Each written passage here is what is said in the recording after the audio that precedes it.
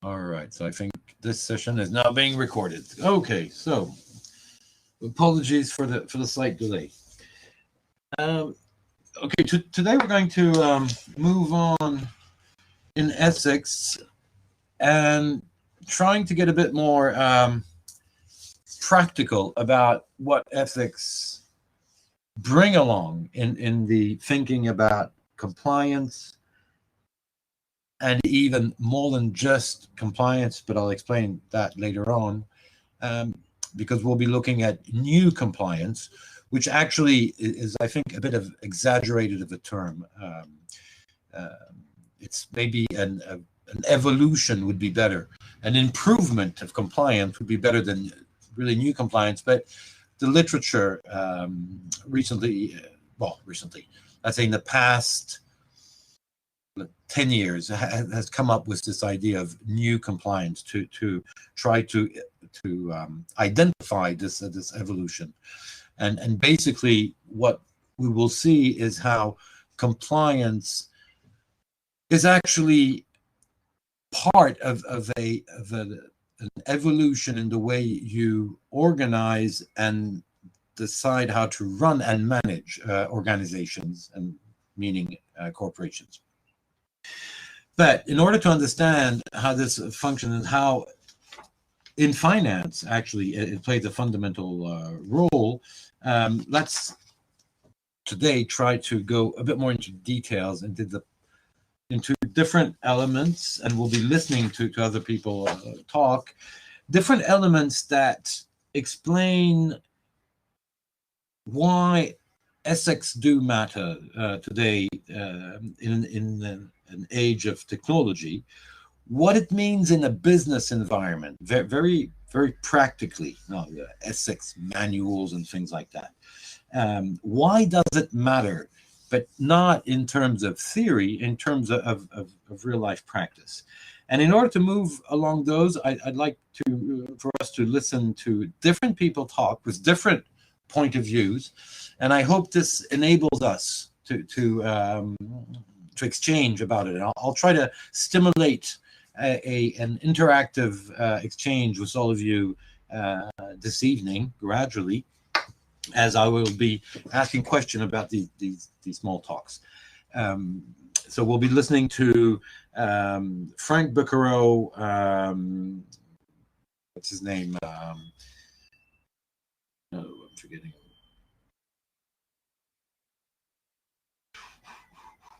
There we are. So there's Frank Bucaro, then probably Juan Henriquez. Juan Henriquez is a very interesting talk. Shefali Roy, which is about why does ethics matters, and I hope maybe we have time, because that would really link ethics and compliance. If we could listen to Edmund, his name is Alex Edmonds, which is about the social responsibility of firms, but not talking in a philosophical term, talking in a very practical, a very practical approach to see if we can really understand what it encompasses, these changes of reasoning, of attitude, both of the environment of the firm and within the firm. Okay, so before we move on to that, just coming back on what we were saying Friday, sorry. Remember, the different issues of ethics in finance ethics, what we call, or let's say it differently, application of ethical considerations and values in the sector of finance. If you remember correctly, last Friday, I had clearly highlighted the complexity factors of the financial sectors and the different kinds of responsibility that could need to be considered within finance.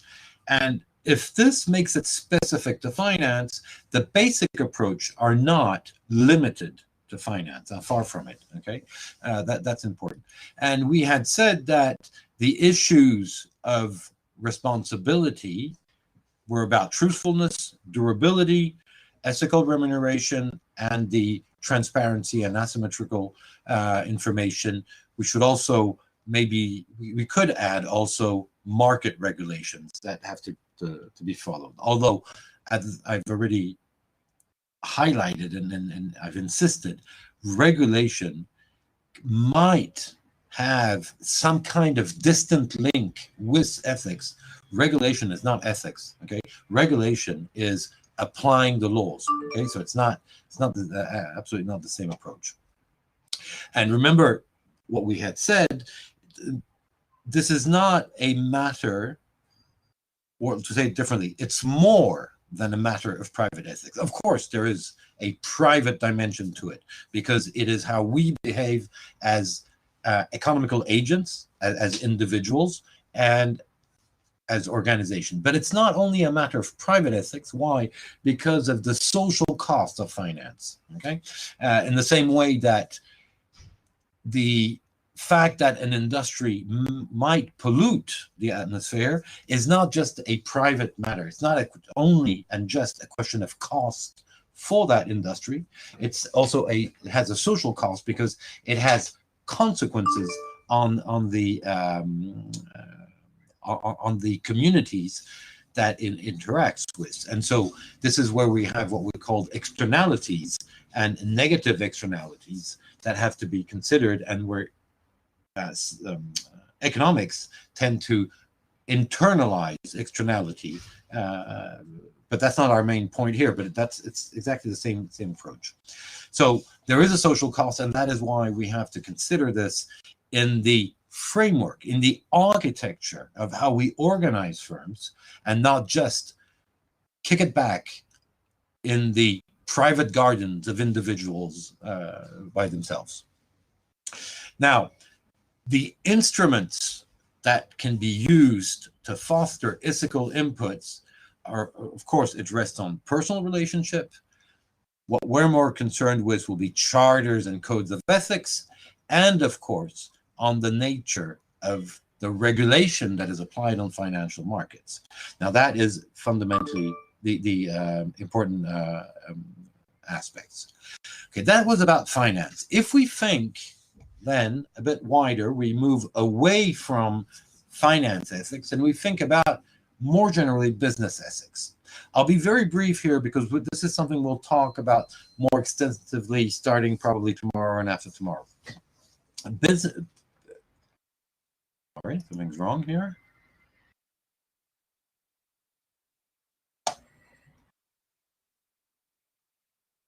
Oh, I think there's a mixed up. Okay, there's a mix up in slides. This should be just after the business ethics slide. Okay, so compared to finance ethics, what do we mean by business ethics?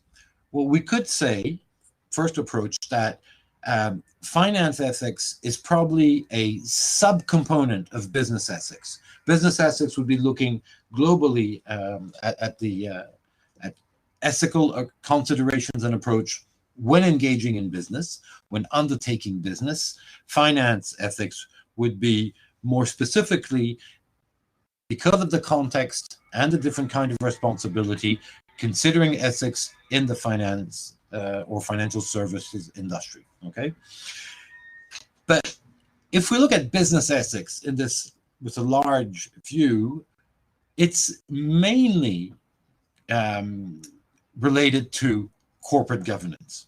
And that is why I'll be very brief today, because then we have to go into the underlying theory and conception of corporate governance, what it is and how it functions within our organizations. At this point, and before going into details maybe of ethics, all we need to understand, and you need to realize, is that when we talk about business ethics, we're talking about corporate governance. Corporate governance is, in its most basic and traditional understanding, it is about the leadership and the control of a firm that usually has one objective, which is securing the long-term survival as well as the viability of the firm. So corporate governance, in its, I would say, most foundational approach, is related to all the procedures, these instruments that you will use in order to assure leadership and control of a firm. So you see, it relates both to managers and to owners, the owners being the shareholders, for example.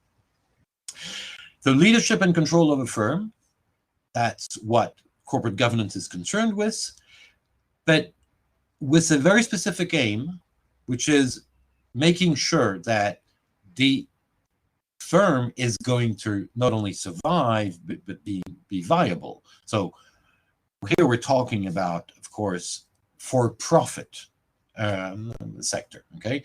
We're not considering the not-for-profit sector, although there is a question of corporate governance in the not-for-profit sector. There is a question of how do you engage and arrange leadership and control within not-for-profit organizations. But that's not going to be the center of our focus. We'll be focusing, of course, on for-profit. So in the for-profit industry, so the private sector, or even the public sector, when we talk about the firms that give public services, but that have to balance out, if they're not trying to make a profit, it needs to balance. So the approach would be the same. In those cases, the long-term survival and viability of the firm are fundamental, are essential, both on financial and economic grounds. So what this relates to more specifically is, of course, the transparency and the accountability rules. Okay, how do I disclose information towards the shareholders, towards the greater public? What is my accountability as a manager or as shareholders towards the firm, the owners, and maybe the wider community? It's about legal and compliance aspects. Obviously, when we take this term corporate governance at large, it's about legal and compliance aspects, meaning that we will find here corporate laws as well as other types of instruments, of soft law instruments to influence behavior and to incentivize specific ways of doing things. And finally, corporate governance is also linked to, although maybe a little bit more detached, but is also linked to risk management. Now, this is the most traditional approach and limited approach about corporate governance. In this approach, the focus is mainly about shareholders, okay? It's what we call the shareholder model, okay? In a sense that at this first level of corporate governance, we said the aim is long-term survival and viability of the firm, because at this level, the only or the main objective is for the firm to maximize the investment of the investors being the owners, being the shareholders. But if you add to that the fact that this corporate governance doesn't exist by itself, like levitating in the air, but is encapsulated in different relationships, it has to take into account mechanisms of trust. It functions with a background of values, culture, and norms. Then you realize that corporate governance has taken a new, I would say, significance, and a much larger one. Why? Because it moved away from the what we call the shareholder model, where the only concern of corporate governance is long-term survival, viability, and profit maximizing or investment maximization, to taking into account the stakeholders' perspective, knowing that the stakeholders that we're talking about will, of course, include the shareholders, but you will add employees, you will add customers, you will add suppliers, you will add the state. And those stakeholders means that a firm is at the nexus, okay, at the crossroad of different interests and has a set of impacts. That means that you cannot govern your company without thinking about all these potential impacts. And so this is an approach that has been and has become dominant and mainstream today, but that started in the early 1990s of the 20th century, okay? At the end of the 20th century, this move away from the traditional shareholder model of the 1970s. Now, mind what I'm saying. I'm not saying that the actual corporate governance has erased the interest of the shareholders. I'm just saying that it's a combination of these different impacts that is mostly relevant, so that today the viability of the firm is not just about profit maximization, it's how profit maximization can function in this context, okay? And so what came out of this as a consequence is that corporate governance has a much larger role because its aim takes into account other elements of constraint. And that's what we call the stakeholder perspectives. So I'll be more precise on this later on when we'll really be looking at the underlying theory and the application of corporate governance. What we have to understand at this point is that corporate governance, taking into account stakeholder perspectives, will rest upon basic ethical assumptions. And the basic ethical assumptions are about what is good, what is bad, what is acceptable, what might be unacceptable, or to say it differently, what is ethical and what is unethical. And those assumptions may be explicitly set forth either in the corporate laws, in the corporate governance principles, or the charters or the codes of corporate governance, or just implicit. So we know they're there, but they're never really specifically worded or formulated. And so when we talk about business ethics, what we're talking about is about the ethical dimension of corporate governance. That is what business ethics is.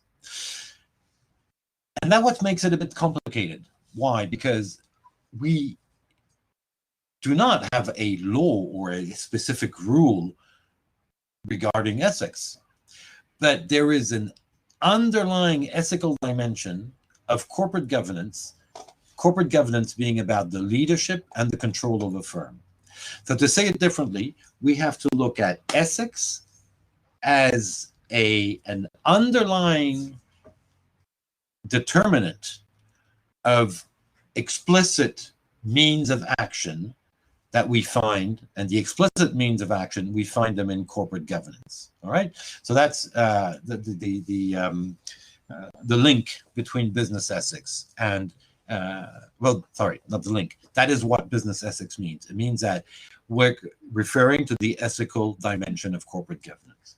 Now, to understand how this functions, and then to see how we're going to link this with compliance, because we will see the ethical dimension of compliance, or to say it differently, we will see more explicitly how compliance is a method of that aims at making effective ethical aspects.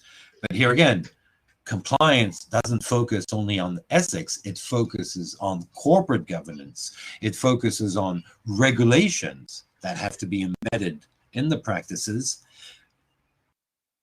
but with a specific attitude or with a specific dimension, which is the ethical one. All right, and both coincide to actually make for a complex environment for managers and people to move around in business and to make decisions. Now, to understand this more technically, we're first going to listen to talks by a person called Frank Buckerow. He's not a bad speaker. He's a very American speaker. Two short talks that he has given on. One of them is on.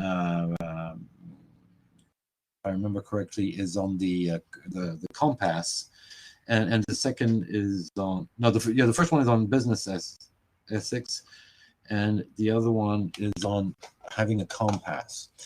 I want you to listen carefully. Wait, just trying to upload this. Okay, this is a short talk. Okay, I think it's a 5-6 minute talk. No, sorry, maybe it says 9 here, but I think it's a bit shorter. I want you to try to listen. I'll put the subtitles on.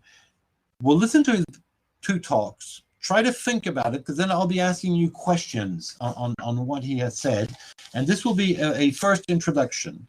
Then we'll listen to another talk, which is a longer talk, a less excited talk. You will see that Frank Buckerow is very American in the way he talks and he behaves. Then we'll listen to Juan Henriquez, who's he has of course a Mexican name, but he's actually working in Germany, and he speaks a very neutral English.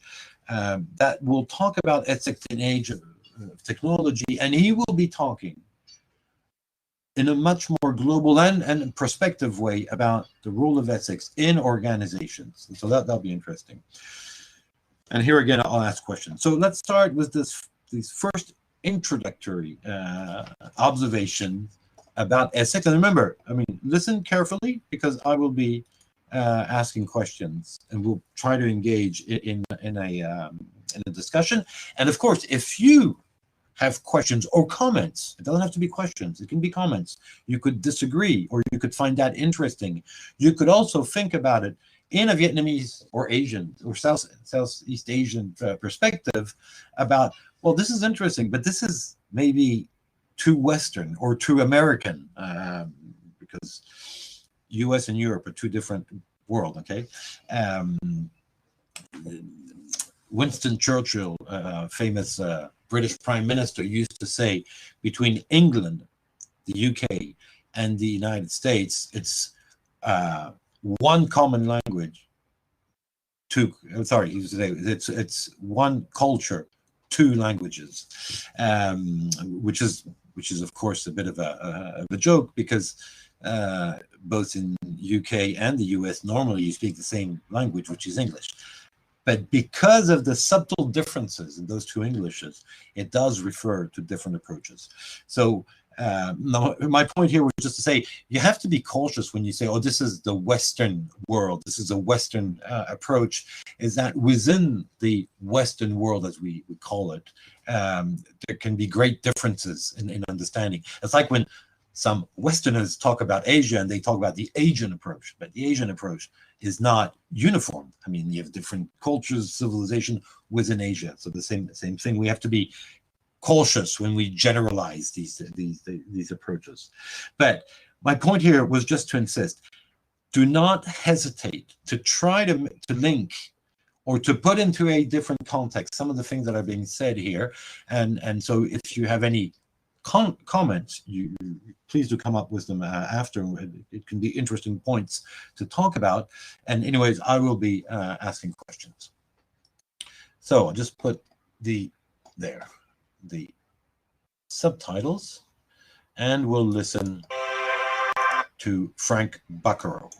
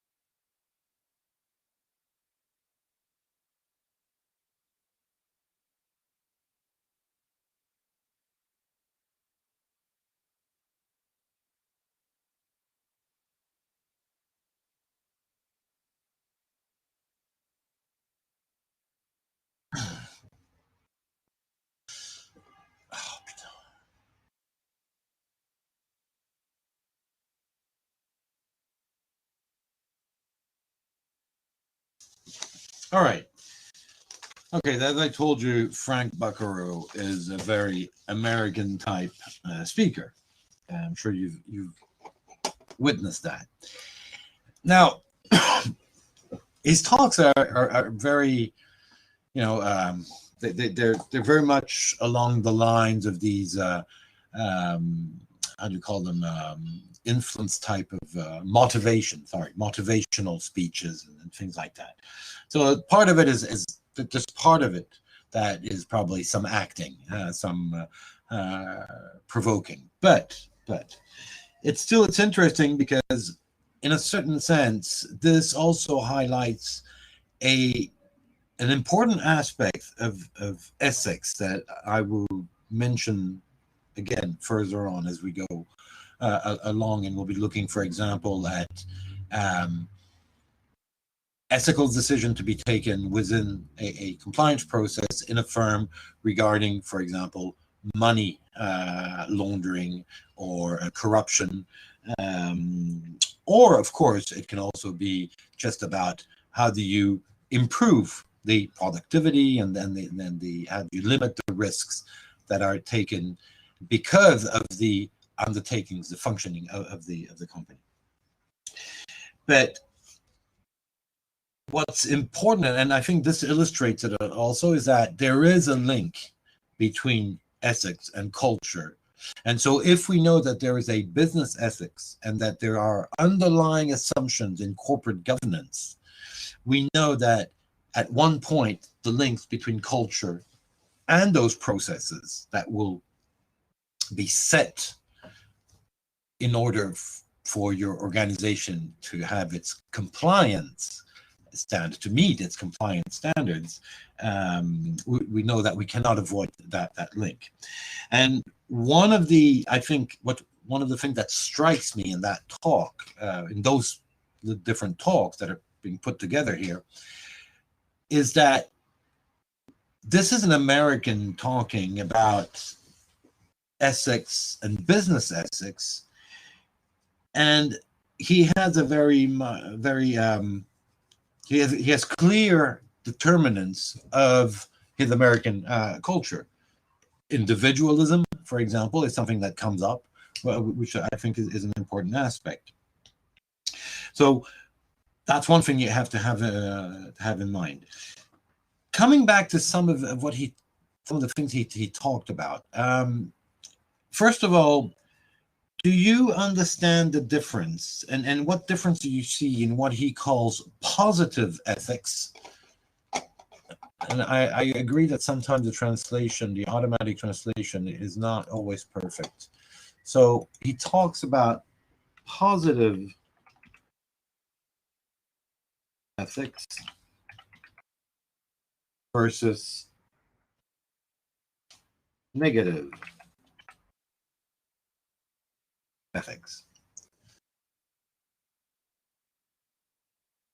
In your view, what makes the well, how do you explain the difference? What would be the difference? What would be a positive ethics versus a negative ethics?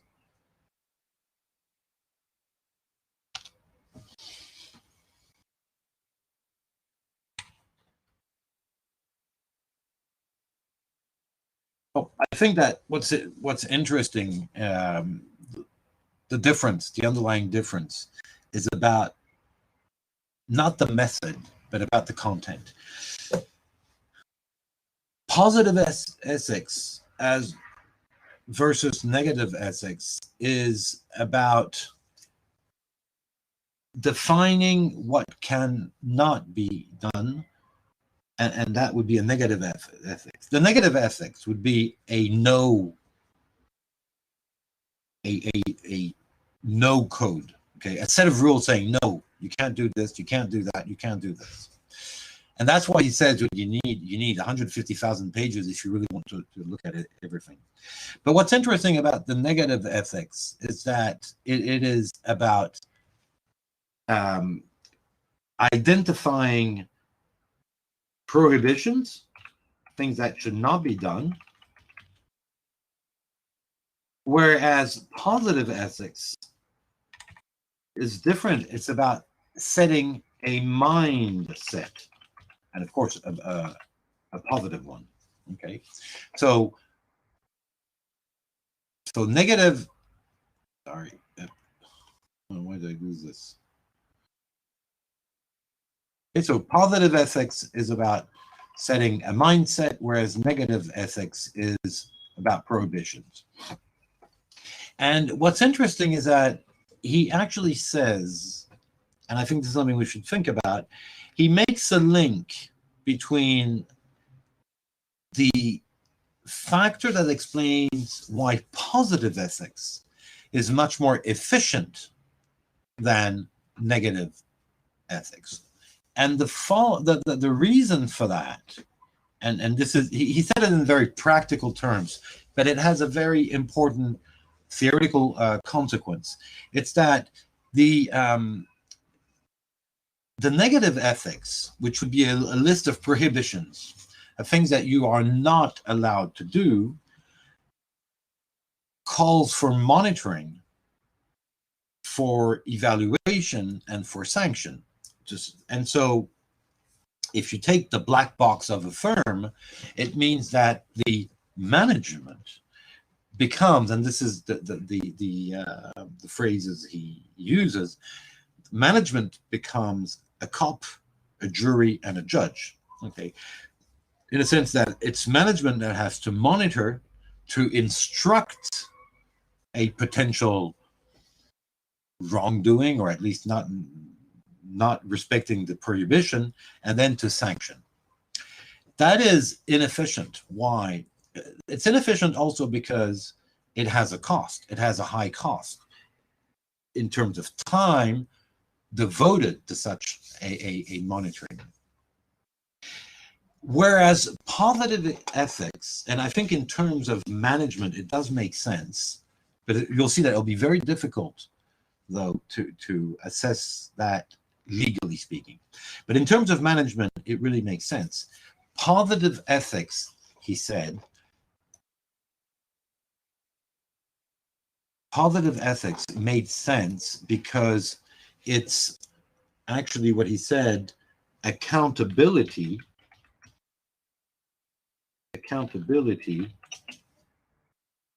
by all. Okay? Accountability by all. Now, this is very important because it is also related to, I would say there's another word that we should think about. Oh, sorry. Not very agile with that. The other word that this comes up, or that is related to this, would be empowerment. Empowerment, and I think that's important. That's important, especially in the firm, at the firm level. Empowerment is about giving everybody within the firm, at his own level of responsibility and depending on his mission, the power to deliver efficiently by his own will his function and his mission. And I think that if that's what we're looking at, then we see how the corporate governance rules, the compliance processes would not be the same, definitely not the same, if you have a negative ethics approach versus a positive one. The training you have to put within a firm, if you're going to have this accountability culture developed, if you want to make sure that you have empowerment, I'm sorry.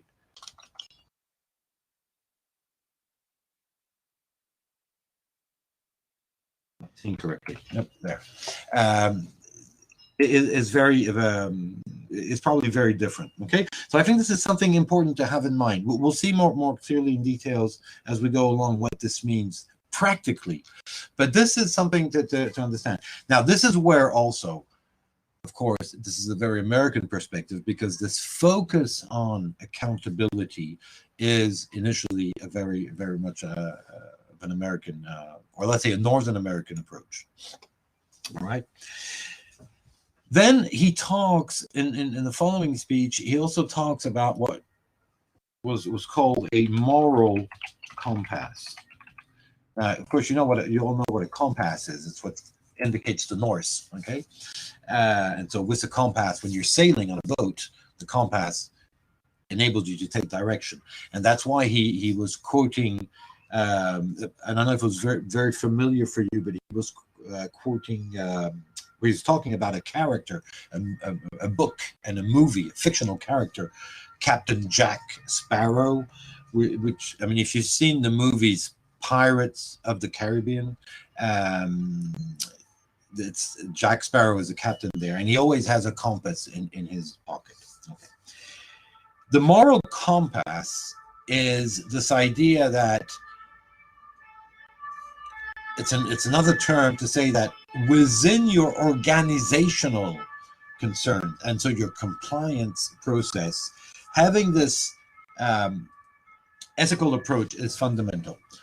Now, the four element that he quoted, focusing on people, on dignity, and by that what he means is self-esteem, treating people fairly, for the third point, having a level playing field, same rules that apply to all, and to be honest. I mean, I think he meant more. I think to speak out clearly, because honesty can be a very moral, personal aspect. But these four elements are interesting. They're moving us away from compliance in the way we're going to understand it here, because that is moving towards management of people and of teams. The interesting point that we might just stop upon for just a few seconds is that this moral compass explains why the process that you put into power cannot just be based on a rationality that it would be just about fulfilling the objective of the firm. You have to give some kind of ethical dimension to your rules. Now, this is why, because of these four elements that he focuses on, individuality, dignity, fair rule or fair treatment, and honesty, it's a very Northern American approach. What we will be seeing is that within the processes of compliance and of new compliance, what all systems have tried to come up with are rational organization that give an incentive for people to behave in such a way as to reduce the negative effect of your own decision, your organization's decision, on the general well-being of the community and of the society. When we come up with rules to fight against corruption, for example, or against money laundering, it's not only because somewhere in our moral understanding of the word we consider that this is bad. It's because also, very cynically, that carries a cost for society as a whole. And so what I found interesting in hearing Frank Becquerel is he insists on the moral compass. The truth is, we can move away from the morality aspect of it to look at much more rational consequences of having an ethical approach to the corporate governance, to having ethical understanding of the rules that are put in place and the process that are put in place, because they tend to be much more efficient at the end. Okay, so that's an important thing. That is why I think it's very interesting now that we have this first approach, which is more of a general approach, to listen to Juan Enriquez. And I want you to listen carefully to Juan Enriquez talk about ethics in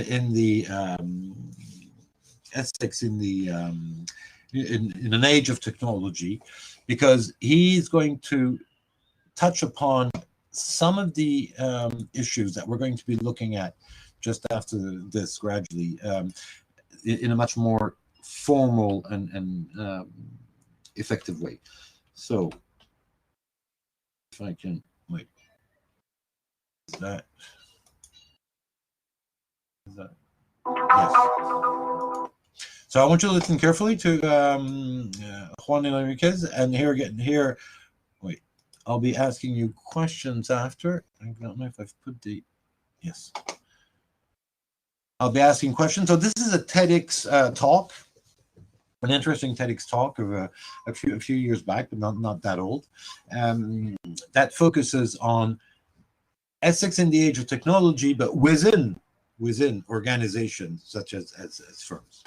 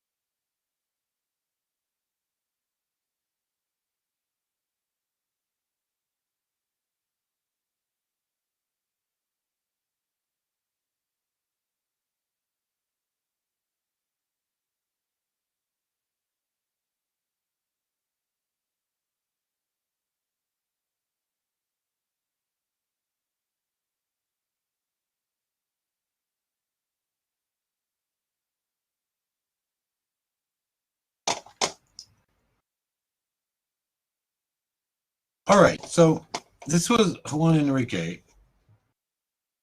talking about ethics in an era of technology. Now, this talk is important. It's important not in a technical way, because of course he's not talking about business ethics specifically, or even compliance, of course. But he is talking about something that is fundamental to understand how ethics is functioning and how ethics has become an important aspect of compliance. In a very short period of time, in 20 years' time, to be honest, maybe even a little less, the role of ethics within the business circles, activities, has become important. And I stress this out because behind the ethics judgment, okay, this CEO did not behave ethically. It's not just a moral judgment. It can be, of course, it can be sanctions, fines, imprisonment.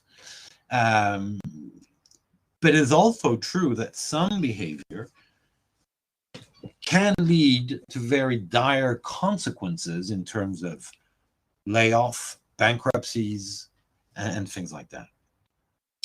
So what's important about this talk, and this is really what I want you something to think about, because as we'll be moving forward, I'm going to give you some very rational justification of ethical thinking. But you have to understand that as that ethical thinking is ethical as of today. And I find it very interesting to hear Juan Enrique talk about the relativity of ethics. Because, of course, if we're looking at compliance, at corporate governance rules, at regulation, we do not have to worry about the ethics, to think about what is right or what is wrong. We apply rules, we follow sets of given rules. And so it makes things easier, and it gives a clearer steering potential. We know exactly what direction we have to take. Here, my point is just to highlight the fact that by bringing up a lot of ethical aspects within business, within finance, within corporate governance, we are at the same time potentially creating a lot of insecurity. We are potentially making things much more complicated for organizations and individuals within these activities. Why? Because we're wandering into unclear waters. Okay, I like the term humility that he brings up, and although I can understand it in a historical perspective, I do not imagine a manager tomorrow saying, "Oh, I'm not going to make a clear judgment and choice and decision and business decision because I'm humble. I know that it is very relative." That's impossible. I have to make choices for the organization. I have to make choices for the shareholders, for the employees, for the business processes and all that. So I think that what's important to understand is how the ethical aspects are fundamental, and to realize also at the same time that you cannot just, as some of the literature is pushing forward, call for this overtaking of the business processes and the compliance by ethics and by ethical consideration, that we cannot unlink them. That's quite obvious, but we have to be very careful at to what extent do we rely on ethical considerations in order to decide how do you actually have a company, move along doing its business. How do you organize the processes? And that is why we will see how within finance, for example, the compliance processes very early in time, I mean, as early as the 1980s, actually set out quite rational compliance processes not compliance processes that rested on individual and relative understanding of ethical standing. So I think it's important to realize that. And it is true also that the technology is changing things.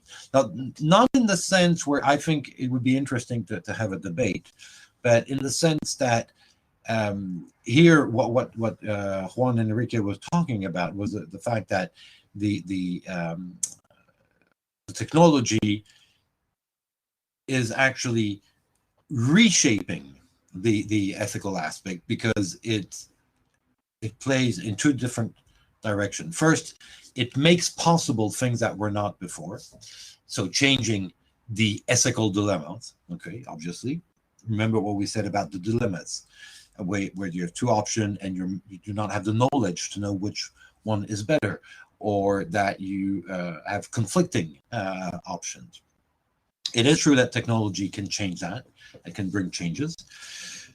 But he was also mentioning the fact that technology also, the technology that we live in with social media and all that, is also making it impossible not to know things, or not to know some facts, okay, which is another dimension. It's not the dimension I would like to cover. I think what's more important is the fact that technology potentially changes the moral dilemma, okay, that we can have, or at least changes the way we put down the problem. This is something that you have to think about when you are in an organization, because you are, relying heavily on more so on technology. And within finance, it's obvious that technology has always played an important role, and is playing an increasingly important role today, especially on financial markets. So having said this, we see how there's a set of changes in the context, and how we know that we are in a relative context, in the sense that what we believe and what we are certain of today is relative to the context that we're living in. And this is something I really want you to have in mind, because once we start looking at how the ethical aspect will be implemented through compliance, we cannot forget that the goalposts, as we call them, okay, the lines, the red lines or the yellow lines or the gray areas, do exist, and so it's very difficult to have a definite judgmental, I would say, decision about the ethical aspects. Now, I'm not saying this suddenly to say, okay, I've talked about ethics and I said how important it is, and now I'm saying, oh, this is a pretty fuzzy area. I'm just trying to balance out the fact that we need something more consistent than just the ethical approach, and that's one of the things that we'll have to be looking at now. And it's, how do we identify a compass? Okay, so an instrument that tells us which is the north and the south, which is the direction that should be taken, and how can we take this? And this is where the aims, remember I talked about corporate governance, that aims at maximizing shareholder value, or at taking into account the stakeholders' perspective. We are definitely in the stakeholders' perspective, but that means that the aim of the actions that we take within an organization, in business, can actually find a map in what? In the objective. It is the objective pursuit that will help us understand and decide on what is acceptable, not acceptable, okay? What is morally recommended or morally disrecommended, okay? What is ethical, what is unethical. It's not about some kind of, some religious book or anything that exists, of course, in our personal beliefs and life, but not in organizations. Organizations are cold-blooded. Actually, they're not blooded at all. They're just purely intellectual constructions and constructs.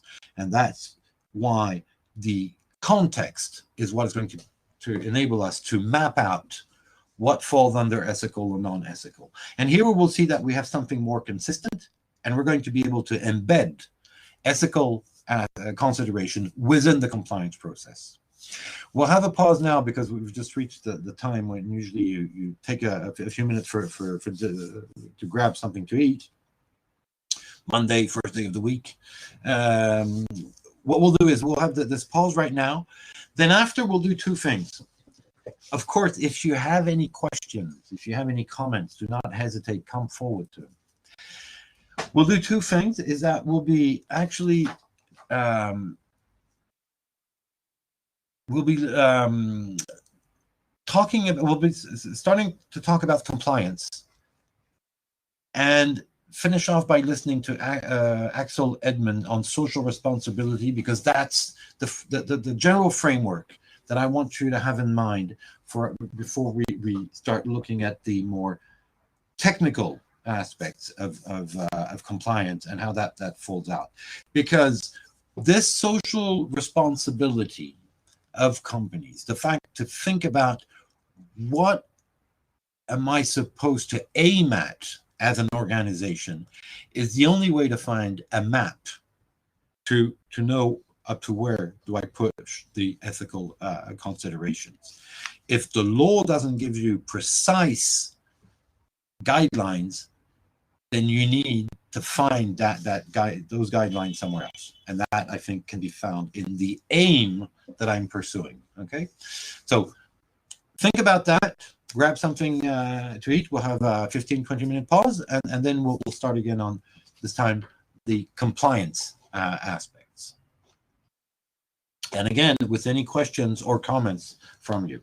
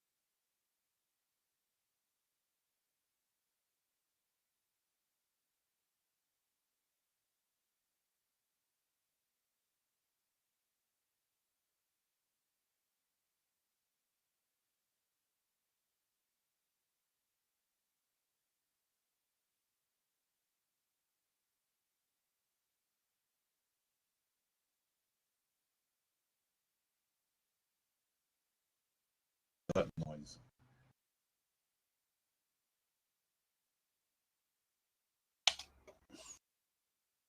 I hope you can hear me. I just had a weird sound from the Canvas platform saying that it was reconnecting my audio. Well, I think it's working right now. All right. So basically, this is just a quick, a little, it's not a joke, but it's just a short illustration.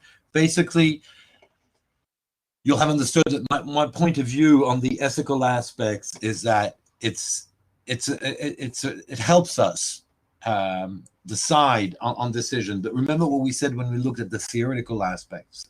It doesn't tell you, it doesn't give you the answer. It helps you understand what are the different answers, what are the different courses of action, what might be the consequence, what might be the disagreement possibility on that. It doesn't tell you exactly how you have to decide in an organization. And I think that one of the interesting aspects of Henrique's speech,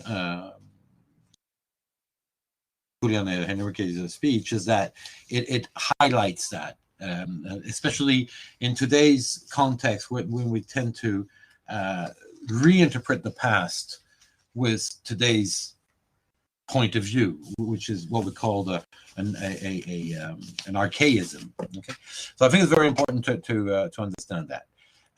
Coming back now to the compliance revolution. All right, let's move now towards the compliance. Here, very, very simply, and I'll be very quick as to give you an overview tonight, and then tomorrow we'll start looking at more technical aspects. I want to mention a compliance revolution. Why? Because, as I said earlier, compliance has taken on a fundamental importance, a crucial importance in today's world. And that was not the case just 15, 20 years ago. At the same time, one can and should be cautious about compliance. Compliance is not an end to itself. Compliance is not the magic wand that some are putting forward.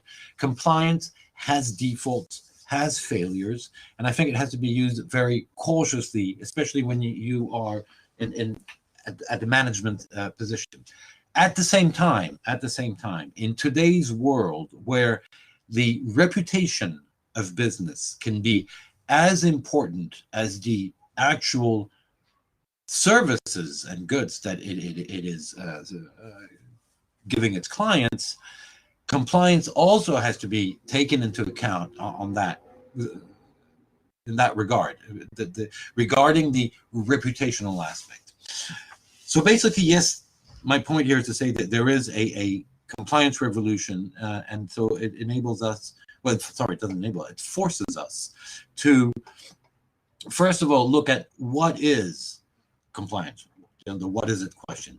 Then a few words from compliance to new compliance, and this will bring us to the general model of compliance development, focusing on finance in the financial sector, although some of the things we'll be talking about and could obviously apply in other sectors. And then concept and illustration. It's missing a word here. Concept and illustration. By the way, this presentation is also updated and uploaded to the Canvas platform. Tonight, we'll basically just be looking at the what is it question, and from compliance to new compliance, and listening to Axel Edmonds, because that will be the perfect transition for the rest of the talks that we'll be having. So let's start by the what is it? What is it when we talk about compliance? You can, if you type the word compliance in a search engine, okay, whatever search engine you want to use. If you type compliance, you will see a host of things that will appear. You can have, I don't know, transfusion administration compliance. And that's about how you put in place the process of blood transfusion. You can see people talking about the compliance in the pharmaceutical companies and in how they set up their operations. You see about compliance in business. You see about compliance in corporate governance. You see compliance as the tax processes, a compliant tax organization or process. So compliance is a word that's used in many contexts, and these different contexts are not necessarily related. And so I think it's first important for us to be clear about what is compliance for what we're looking at, okay, for this class. When we look at compliance and ethics in financial and business regulation, what do we mean? First of all, the word compliance has two different meanings, not totally unrelated, but two different meanings. First, it is the fact that you obey, okay? To comply is to obey a rule or a request made by a person in authority. Now, a person in authority can be a police officer, it can be a parent, your father, your mother that is asking you to do something, has authority. It can be your superior in an organization. That's what it means. So the practice of obeying rules or requests made by people in authority actually highlights the I would say the process of compliance. I am obeying a request or a rule. So that's the first meaning of compliance. The second meaning, but as I said, it is not totally unrelated. The second meaning is the action to do what is required to meet official or agreed standards and or regulation. In this case, I am not just obeying an order. I am deciding on a course of action to meet standards and or regulation, meaning that the content of my actions are not predetermined. Whereas in the practice of obeying a rule or a request, I am following a predetermined requirement. So here, it's also when we say it's a complying firm, in itself, that doesn't mean much. What do we mean by this firm is compliant? Well, we have to specify things.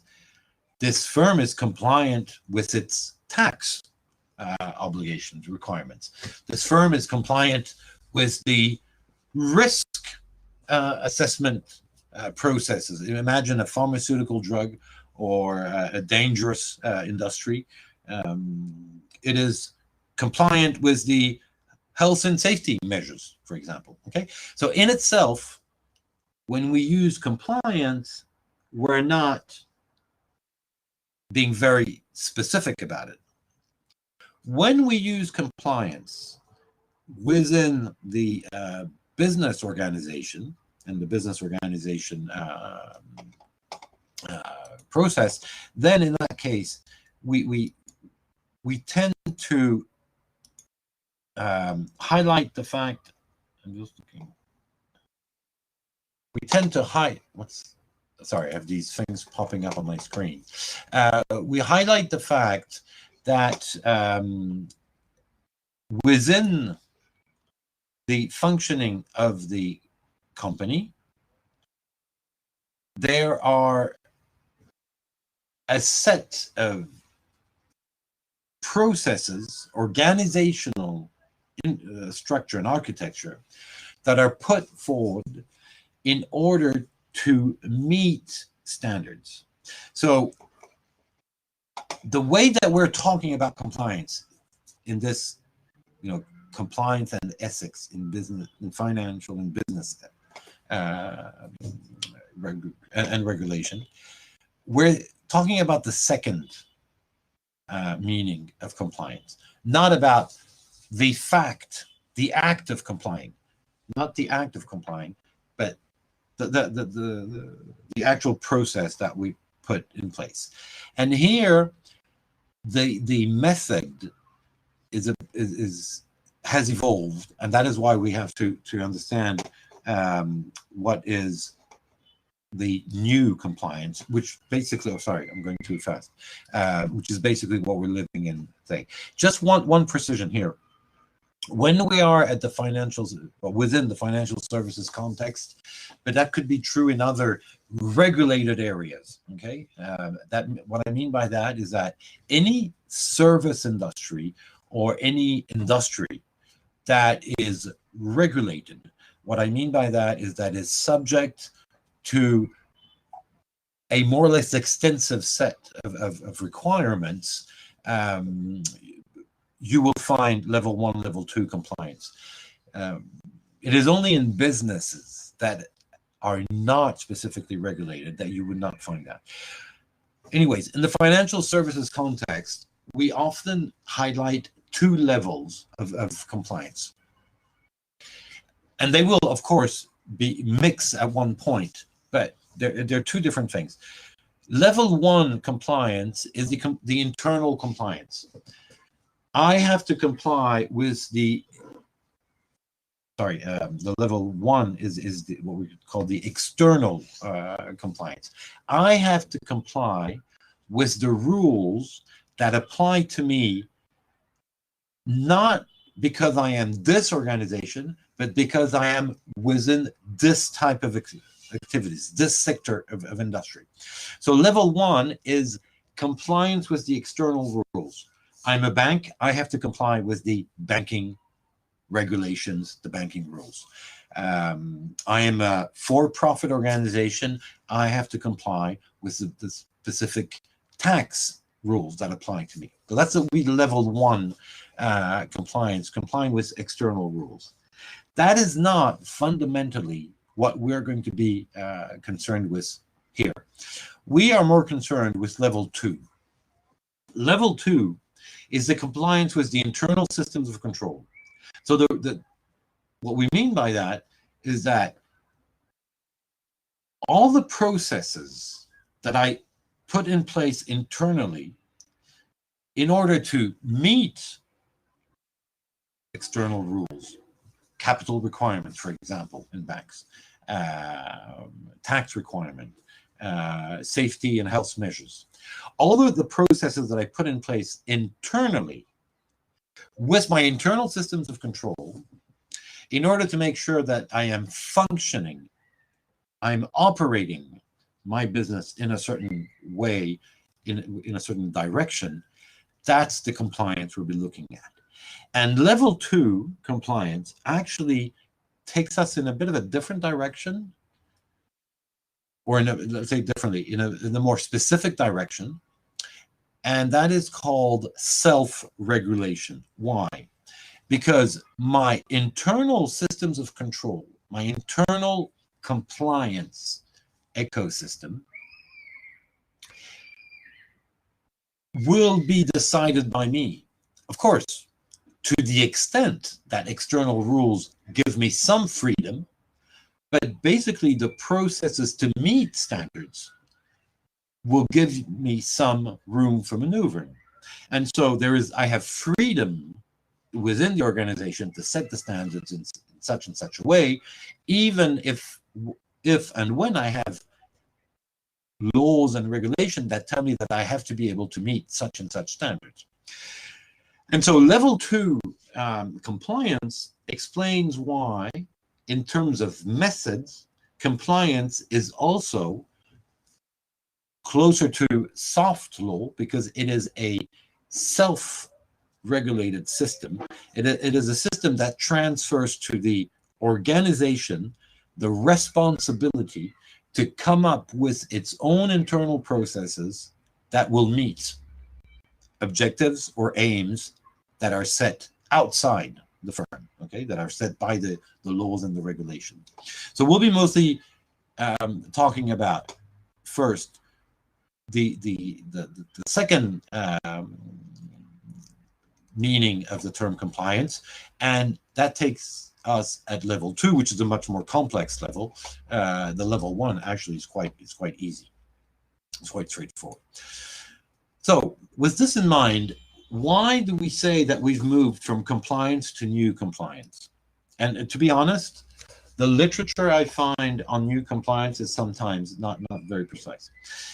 Anyways, traditional compliance, let's start by the basics. Traditional compliance are mechanical practices that are very well illustrated by the risk-based approaches that you can find in the Basel requirements, for example.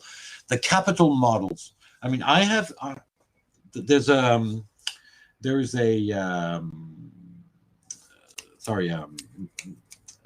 case that's you've been given, that's on the platform, which is about, but I'm just bringing it up to have its name, which is about implementing a Basel based system. Wait, where did I put this? There it is. Okay, so this is a case that I'd like you to try to look at for the coming days. Maybe not tomorrow, but well, we don't have class tomorrow, for Wednesday or Thursday. The case study: practical aspect of implementing a Basel II compliant economic capital framework.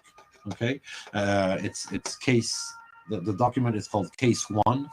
Practical aspects of implementing a Basel II compliant economic framework. It's a 2002 article, but you can it's easy to read, and it'll give us a good example of a traditional compliance approach regarding capital models.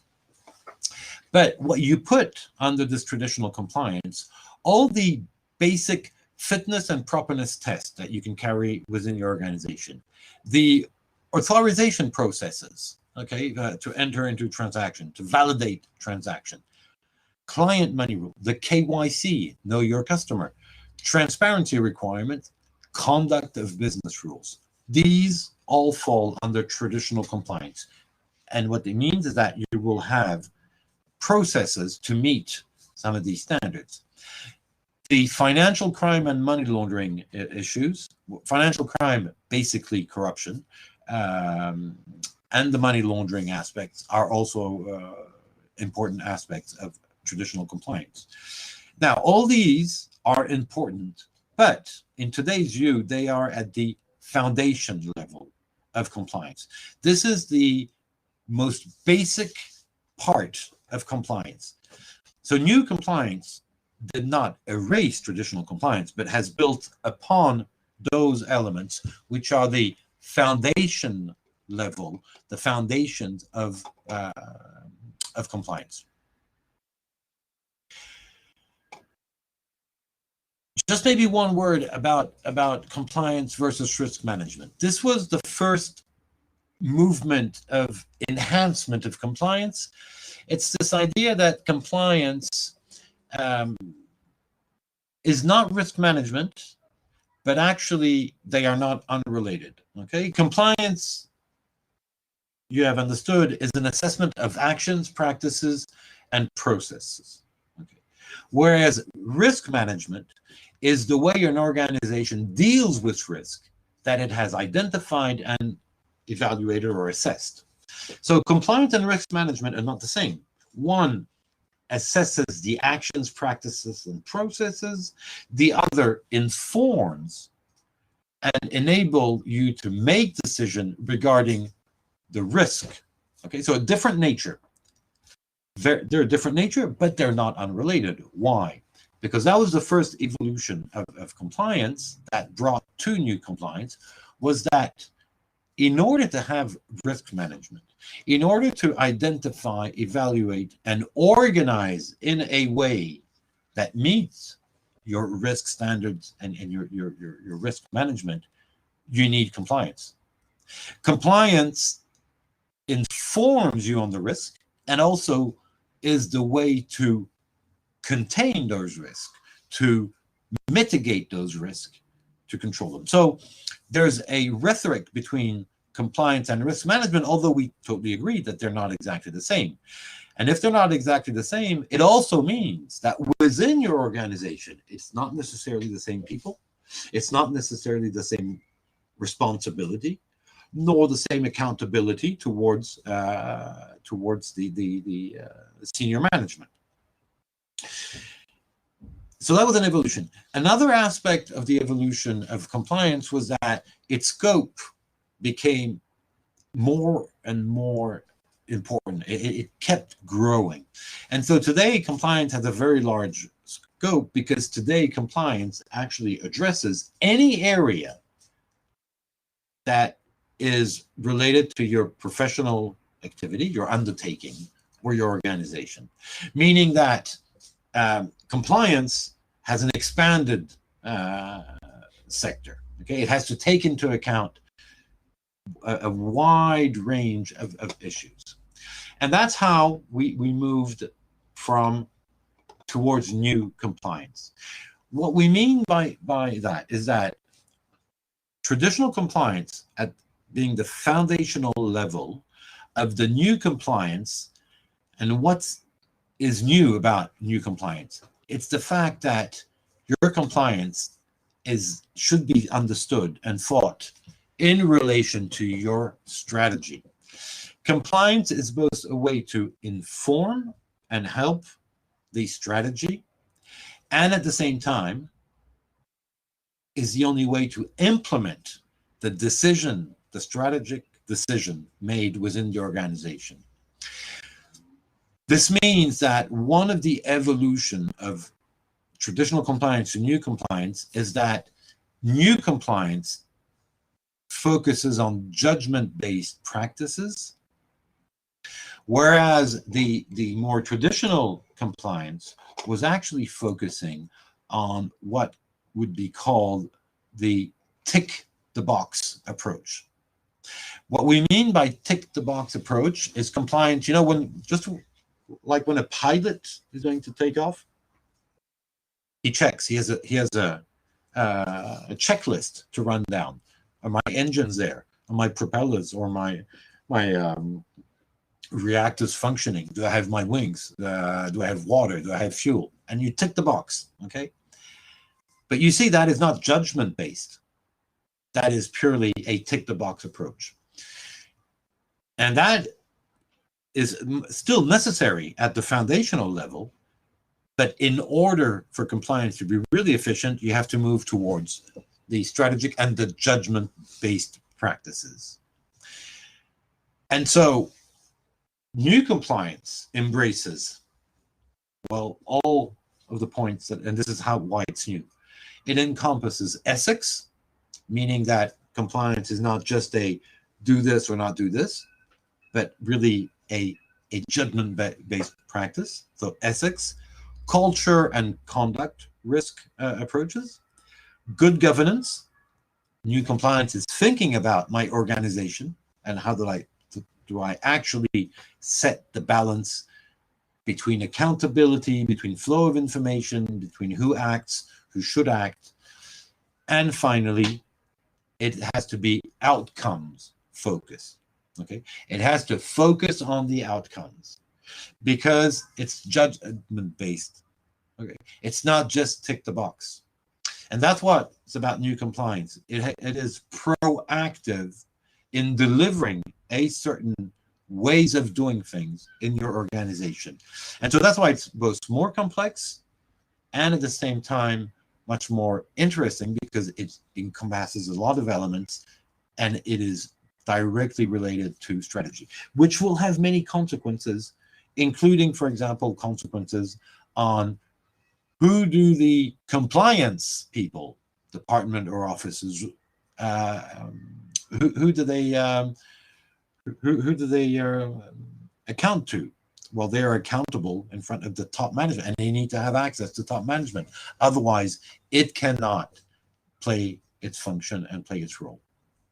All right, so that's the general the new compliance that we'll be working with. It's the context of the new compliance that we'll be looking at, and starting after tomorrow, we'll be looking at those elements more in details. I want us now to transition to listen to a talk, but we're not going to listen to it now. We might. I'm going to end the class here tonight, which is just a little earlier, but because I'll give you the link to Axel Edmans' talk. And wait, how am I going to do that?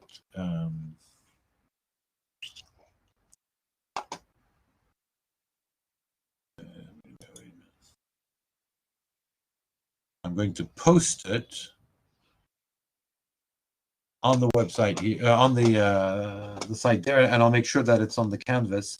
So I want you to watch Alex Edmans, and I'm just going to put it up, give you the link, because that, and we'll start by that, because that's something that will be our transition point.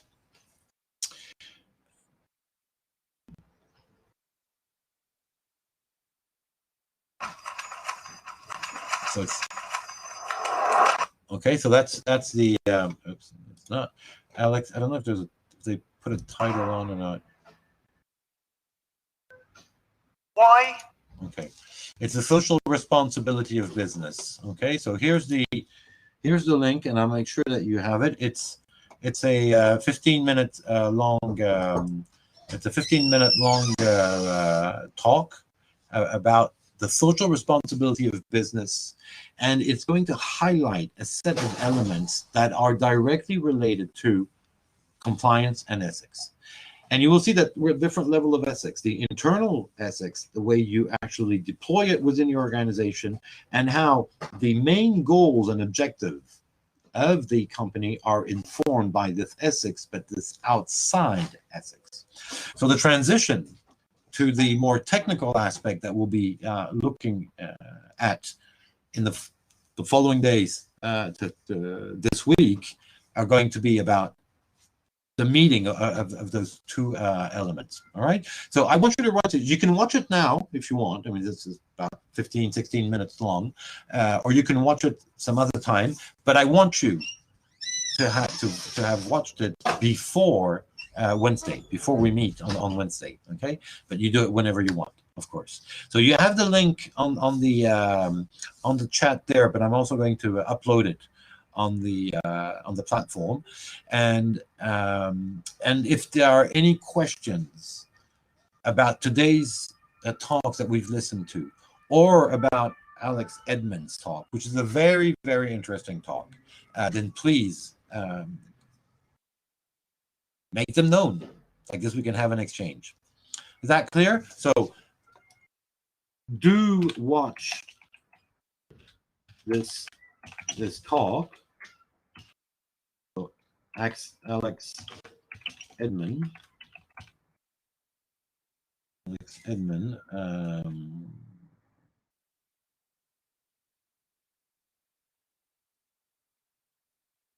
For Wednesday.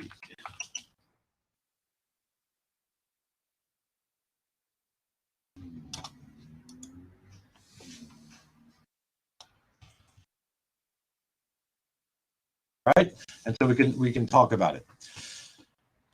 Okay, so I'll leave you for tonight. And there's no problem if you don't watch it now, but do watch it at one point, because it's going to be a very, very important and informative talk about this. All right, about about our subject, about compliance, ethics within financial and business activities and regulation. All right. Having said this, good night, and see you not tomorrow, but after tomorrow on Wednesday evening.